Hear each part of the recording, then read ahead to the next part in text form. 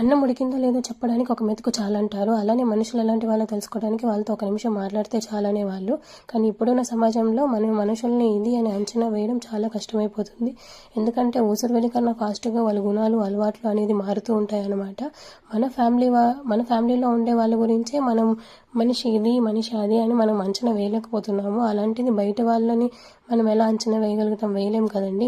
అందుకని నేను చెప్పేది ఏంటంటే వాళ్ళేమో అంటారు, వీళ్ళేమో అంటారు, వాళ్ళేమో చేస్తారు, వీళ్ళేమో చేస్తారు అని ఆలోచించడం మానేసి మన లైఫ్ మనం ఏం చేయాలి అనేది ఆలోచించుకుంటూ మన పనులు మనం చేసుకుంటూ వెళ్తుంటే ఎవరు మనల్ని ఏది క్వశ్చన్ చేయలేరనమాట.